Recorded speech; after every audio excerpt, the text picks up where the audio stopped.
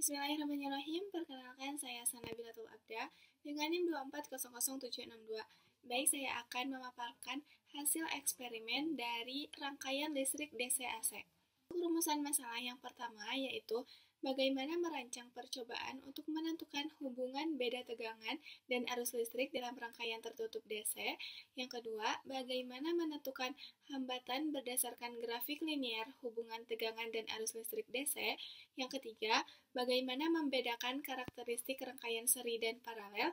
Yang keempat, bagaimana merancang rangkaian listrik DC-AC menggunakan saklar tunggal dan saklar hotel. Nah, untuk tujuan eksperimennya yang pertama yaitu untuk menentukan hubungan beda tegangan dan arus listrik dalam rangkaian tertutup DC. Yang kedua, untuk menentukan hambatan berdasarkan grafik linear hubungan tegangan dan arus listrik DC. Yang ketiga, untuk membedakan karakteristik rangkaian seri dan paralel. Yang keempat, untuk merancang rangkaian listrik DC-AC menggunakan saklar tunggal dan saklar hotel. Nah, untuk alat dan bahannya, itu ada power supply, voltmeter DC, ampermeter DC, lampu, hambatan geser, multitester, kabel penjepit buaya, kabel obeng, dan saklar. Untuk dasar teorinya, rangkaian listrik adalah jalur yang menghubungkan berbagai komponen elektronik untuk mengalirkan arus listrik dari sumber listrik ke perangkat. Rangkaian listrik juga dapat didefinisikan sebagai suatu kumpulan elemen atau komponen listrik yang saling berhubungan dengan suatu metode tertentu dan paling sedikit mempunyai satu lintasan tertutup. Komponen elektronik aktif maupun komponen elektronik pasif dapat membangun suatu rangkaian listrik. Nah, ada 3 jenis rangkaian listrik, yakni rangkaian seri, rangkaian paralel, dan rangkaian campuran. Teori rangkaian listrik didasarkan pada hukum fisika, yakni hukum Ohm yang ditemukan oleh George Ohm. Nah, untuk rangkaian listrik terbuka dan tertutup, rangkaian listrik terbuka ini adalah sebuah rangkaian listrik yang tidak membentuk jalur tertutup sehingga arus listrik tidak dapat mengalir. Contohnya adalah ketika saklar dalam posisi terbuka, maka lampu tidak akan menyala karena jalurnya telah diputus. Yang kedua, ada rangkaian listrik tertutup. Rangkaian listrik tertutup ini adalah sebuah rangkaian listrik yang membentuk jalur tertutup sehingga arus listrik dapat mengalir. Misalnya, ketika saklar dalam posisi tertutup, maka lampu akan menyala karena jalurnya telah bersambung atau telah tersambung. Nah, ini adalah dasar teori dari hukum Ohm. Lalu, ada dasar teori dari hambatan ohmik dan non-ohmik.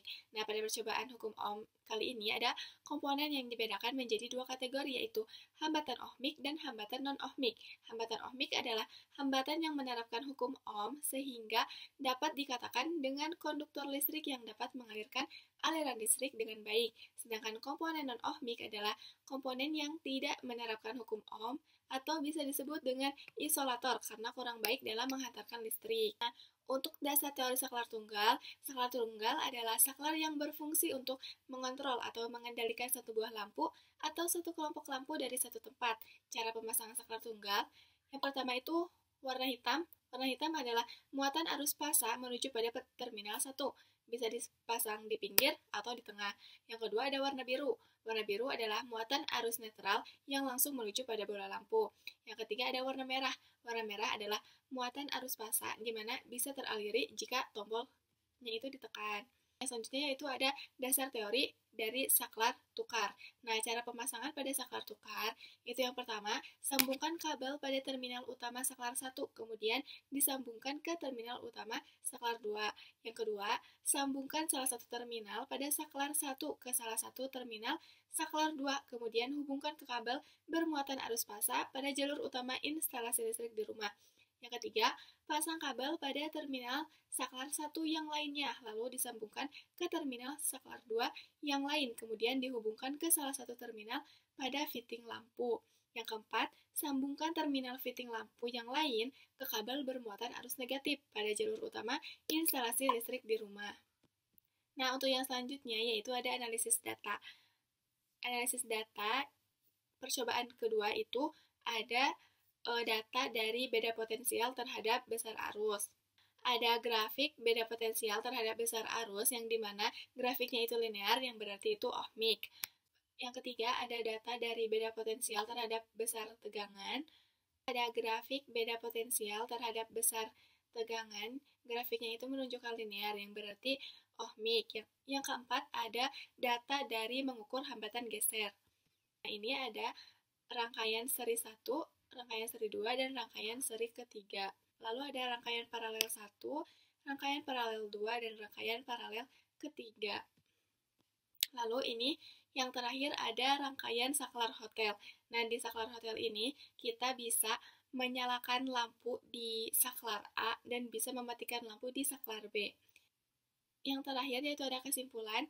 Untuk merancang percobaan yang menentukan hubungan beda tegangan dan arus listrik dalam rangkaian tertutup DC, langkah-langkahnya adalah yang pertama, persiapkan alat, sumber tegangan DC, resistor, ampermeter, dan voltmeter.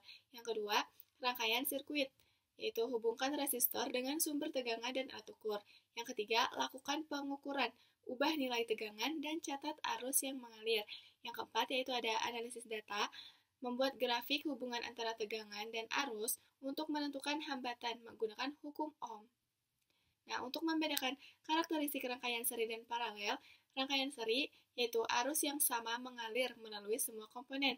Total tegangan adalah jumlah tegangan di setiap komponen.